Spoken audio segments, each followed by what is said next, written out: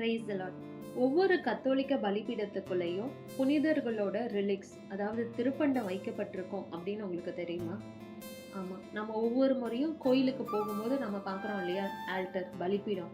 அந்த பலிபீடத்துக்குள்ள ஒரு புனிதரோட ரிலிக் இருக்கலாம். ஆனால் ஏன்?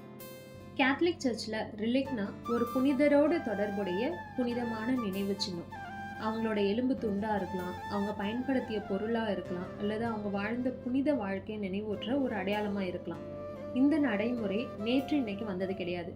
இது ஆரம்ப கால திருச்சபையிலேருந்தே வந்த ஒரு பாரம்பரியம். கிறிஸ்துவுக்காக உயிரை கொடுத்த மார்டீஸோட கல்லறைக்கு மேலே தான், அதாவது மறைசாட்சிகளோட கல்லறைக்கு மேலே தான் முதல் கிறிஸ்தவர்கள் திருப்பலியை நிறைவேற்றினாங்க. ஏன்னா அவங்க கிறிஸ்துவுக்காக தங்கள் உயிரையே அர்ப்பணிச்சவங்க. அவங்களோட சாட்சியத்தின் மேலே தான் திருச்சபை வளர்ந்தது. பைபிள்ல திருவெளிப்பாடு 6ஆம் அதிகாரம் 9வது வசனத்துல கடவுளின் வார்த்தையின் பொருட்டும் அவர்கள் அளித்த சான்றின் பொருட்டும் கொலை செய்யப்பட்டவர்களின் ஆன்மாக்களை பலிபீடத்தின் கீழ் கண்டேன். இன்னொரு இடத்துல புனித பவுல் சொல்றாரு, எபேசியர் 2ஆம் அதிகாரம் 20வது வசனத்துல, நீங்கள் திருத்தூதர்களும் இறைவாக்கினர்களும் ஆகியோரின் அடித்தளத்தின் மேல் கட்டப்பட்டவர்கள். அதனாலதான் ஒரு புதிய பலிபீடம் அர்ச்சிக்கப்படும் போது அதற்குள்ள ஒரு புனிதரோட ரிலிக் வைக்கப்படுறது வழக்கமா இருக்கு. இது அந்த புனிதரை வழிபடுறதுக்காக கிடையாது.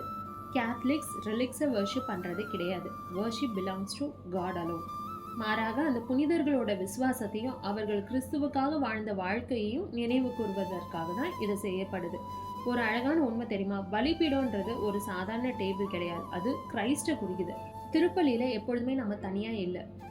விண்ணக திருச்சபையும் மண்ணக திருச்சபையும் ஒரே ஆண்டவரை ஆராதிக்கிற டைம் அது. அதனால்தான் ஹோலி மாஸ் ஒரு நிகழ்ச்சி இல்லை, ஹெவன், விண்ணகம் எர்த்தை தொடர ஒரு புனித சந்திப்பு. Smile, Jesus loves you.